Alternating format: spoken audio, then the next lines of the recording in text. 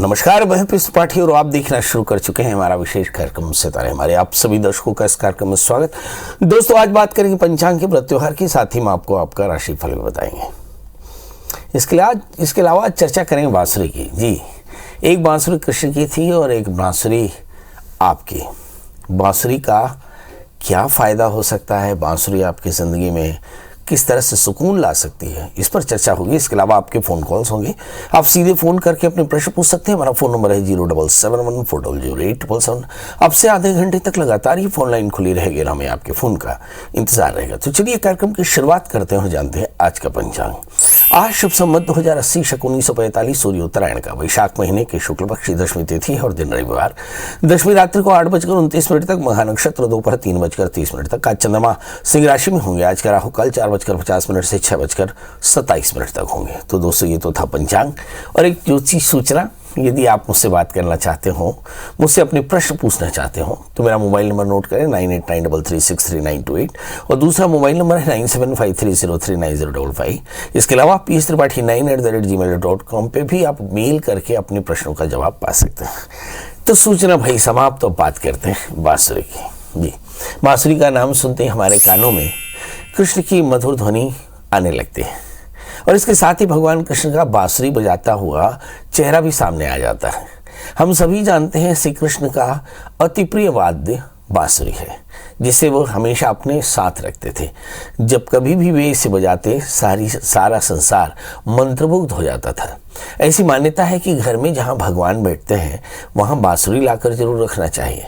ध्यान रखें कि बांसुरी एक छोटा सा वाद्य यंत्र मात्र नहीं है, बल्कि एक शक्तिशाली दोष निवारक यंत्र भी है। ज़्यादातर ज्योतिषी भी इस बात को कहते हैं कि यदि बांसुरी का उपयोग ठीक से किया जाए तो आपके कई प्रकार के संकट दूर हो सकते हैं और कई तरह के दोषों को बचाने में सहायता कर सकती है। आज के इस कार्यक्रम में हम बांसुरी के कुछ चमत्कारी उपायों के बारे में चर्चा करेंगे, जिसके बारे में आपको पता होना चाहिए। अगर आपके घर पर भी लोगों में आपस में काफ़ी तनाव हो, पिता पुत्र के बीच में, पति पत्नी के बीच में, भाई बहनों के बीच में, भाई भाई के बीच में, चाचा भतीजों के बीच में, तो निश्चित तौर पर ये प्रेम की कमी बांसुरी पूरी कर सकती है। मतलब बांसुरी आपको ना भी बजाना आता हो तो भगवान कृष्ण की अति प्रिय बांसुरी अपने घर में रखने से आपके घर में सब प्रकार के समृद्धि और सब प्रकार की शांति आ जाती है। तो ये एक छोटा सा उपाय है। इसी तरह से यदि आप अपने घर में अनेक प्रकार की परेशानियों से पीड़ित हों और आप चाहते हो कि परेशानियां एकदम से कम हो जाएं, तो आप अपने घर में बांसुरी जरूर ला कर रखिए। अपने देवस्थान में बांसुरी रखिए। आप देखेंगे भगवान कृष्ण की कृपा से बांसुरी आपके जीवन में भी उसी तरह का मधुर स्वर ले आएगी। चलिए, तो आपको बांसुरी के लाभ हमने बताए और अब हमारे साथ कॉलर्स के जुड़ने का सिलसिला शुरू हो चुका है। हमारे साथ कॉलर हैं अनिल जी। अनिल जी, आपका बहुत बहुत स्वागत है। बताइए क्या जानना चाहते हैं। अनिल जी, स्वागत है आपका। बताएं क्या जानना चाहते हैं। हाँ पंडित जी, मेरी पत्नी का डेट ऑफ बर्थ है 31/3। हेलो। हाँ, मैं सुन रहा हूँ। 31/3/69। समय बता दें। 1:10 रात को। जन्म स्थान बता दें। ग्वालियर। जी, बताइए क्या जानना चाहते हैं। उनका स्वास्थ्य ठीक नहीं था पंडित। स्वास्थ्य जी, उम्र के साथ स्वास्थ्य का बड़ा संबंध है। बहुत सारी बीमारियां तो उम्र के कारण ही आ जाती, जैसे आर्थराइटिस है या वात का रोग है। चलिए देखते हैं। आपकी पत्नी का जन्मलग्न धनु है, उनकी राशि कर्क है, उनका रोगे शुक्र पंचम स्थान में बैठा। पेट की तकलीफ तो एकदम दिखाई पड़ती है।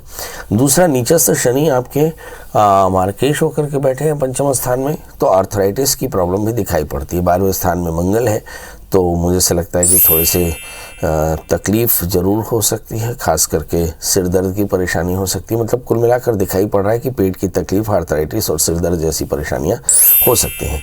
मजे की बात यह है कि इस समय राहु की महादशा में राहु का अंतर भी चल रहा है। राहु ददाति रोगम, राहु से रोगों की प्रवृत्ति आती है, इसलिए शायद मेटाबॉलिज्म थोड़ा सा वीक हो, इसके चलते भी थोड़ी परेशानी। तो बहरहाल करना क्या चाहिए, तो इन्हें 2 काम करें। नंबर 1, सरसों के तेल से भगवान शिव का अभिषेक करें और वो जो अभिषेक तेल है उसे संभाल कर रखें और उसे एक बूंद एक नाक में, एक बूंद एक नाक में और 4 बूंद शरीर में लगा करके धूप सेक कर स्नान करें। ऐसा करने से मनापकर्ष होता है और मुझे ऐसा लगता है बहुत जल्दी स्वस्थ हो जाएंगे। इसके अलावा एक 4 कैरेट का माणिक की 4 कैरेट का पुखराज उन्हें धारण कराएं और खट्टा, तीखा, तीक्ष्ण, रुक्ष विदाही खाना बंद करा दें। उन्हें बता दें कि उम्र के कारण उन्हें आहार पर संयम रखना होगा। चलिए हमारे साथ अगले कॉलर हैं कृष्णा। कृष्णा जी आपका बहुत बहुत स्वागत है, बताइए क्या जानना चाहते हैं। पंडित जी प्रणाम। एकदम प्रणाम, बताएं। पंडित जी मेरा लड़का का 2018 में विवाह हुआ है, उनका वैवाहिक जीवन कैसा रहेगा? जन्म तारीख 21 फरवरी 1994, दिन सोमवार को सुबह, शाम को 4 बजे। हाँ, जन्म स्थान अंबिकापुर। बच्चा करता क्या है आपका? बच्चा तो मेरा दैनिक वेतन भोगी कर्मचारी है। अच्छा, और बच्चे कितने हैं उसको? उनका एक लड़की है। एक लड़की है, बहुत बढ़िया। तो आप जानना चाहते हैं कि आपके बेटे का दाम्पत्य जीवन कैसा रहेगा। ये प्रश्न आपने शादी से पहले किसी पंडित जी से पूछा था? जी पंडित जी पूछा तो नहीं था मैं। हाँ, बहुत बढ़िया। ये प्रश्न मैं इसलिए कर रहा हूँ क्योंकि याद रखना कि आपके बेटे की जन्म कुंडली में ही दाम्पत्य जीवन बहुत अच्छा नहीं है। आपके बेटे का जन्मलग्न कर्क है, उसकी जो राशि है वो है मिथुन, सप्तमेश अष्टम स्थान में है, यानी बेवजह की वाद होते रहेंगे। वाइफ का स्वास्थ्य अच्छा नहीं रहेगा। सप्तम भाव में मंगल है, दाम्पत्य जीवन में घनघोर टाइप का विवाद भी हो सकता है। इसलिए थोड़ा सा धैर्य से काम लें। और बच्चे की जन्म कुंडली में मंगल और शनि अच्छे नहीं है, इसलिए मंगल और शनि की शांति कराएं। मजे की बात यह है कि इस समय उनकी भी राहु की अंतर्दशा चल रही है मतलब उनको करियर में भी प्रॉब्लम है और उनको हेल्थ में भी प्रॉब्लम है और उनको रिलेशन में भी प्रॉब्लम है। अब सवाल है इसके लिए करना क्या चाहिए। जब शनि से आक्रांत राहु की दशा है, इसका मतलब आप समझ लीजिए कि आपके घर में प्रलय आ गया, मतलब सब बहुत परेशान होंगे।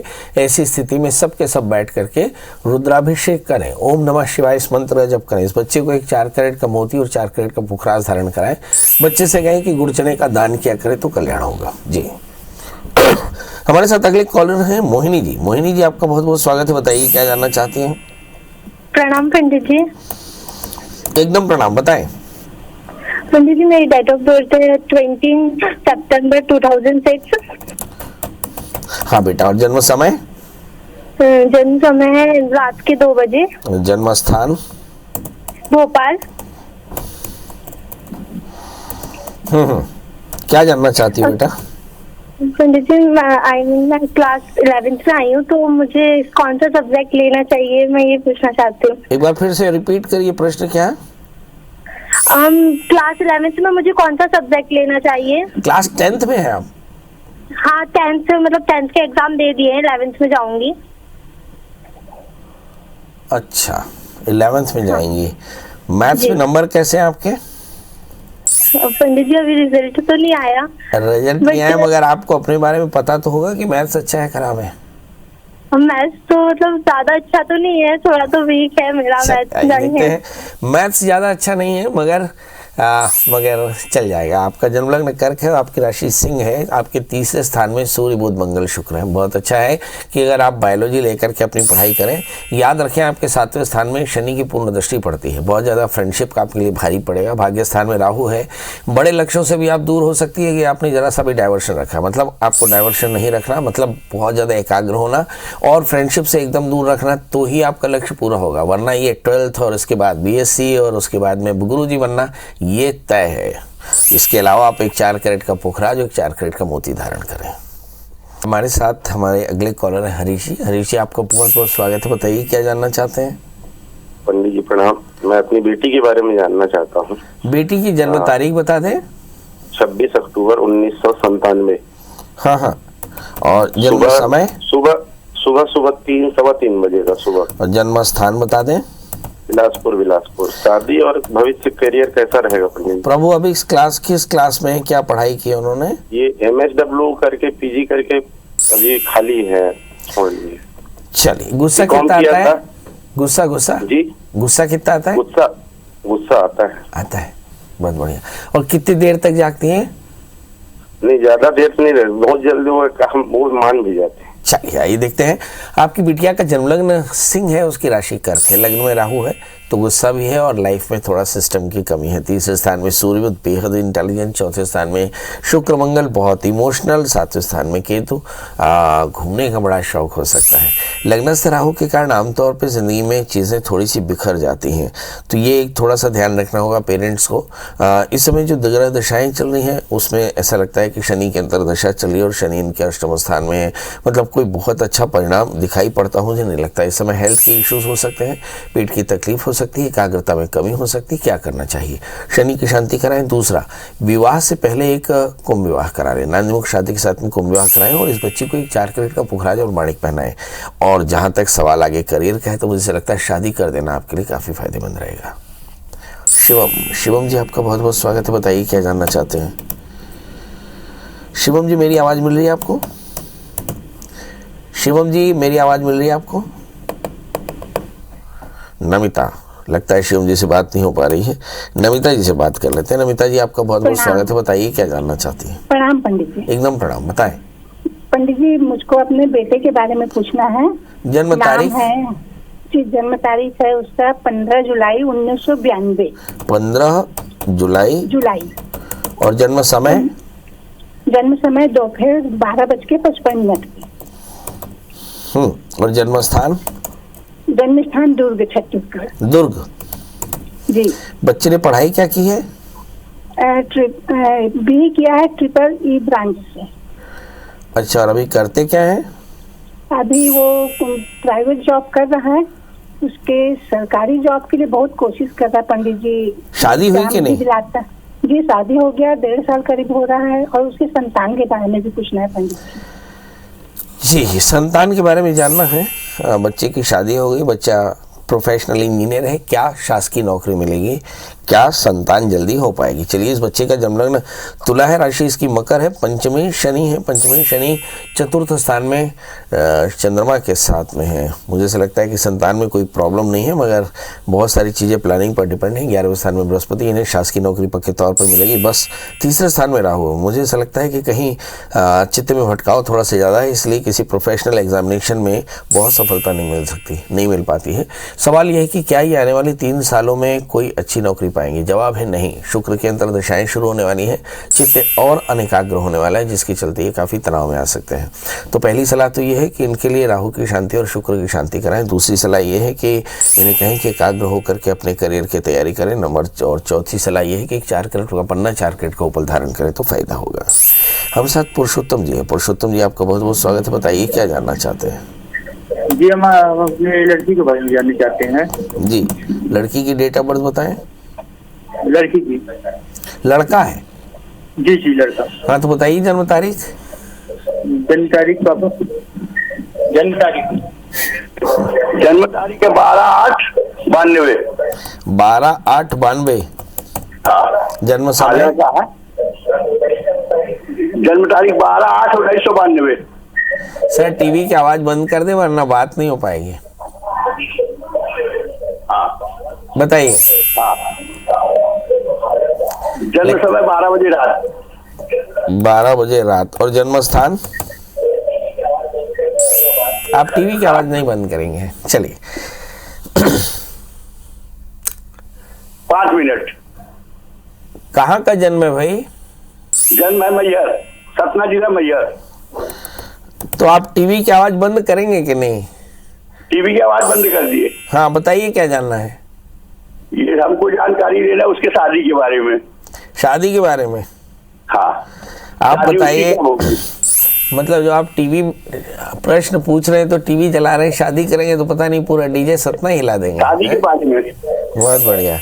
इस बच्चे का जन्मलग्न वृषभ है, इसकी राशि मकर है, इसके लग्न में मंगल है। शादी में बहुत परेशानी है, शादी से पहले एक छोटा सा अर्क विवाह कराएंगे तो शादी जल्दी होगी।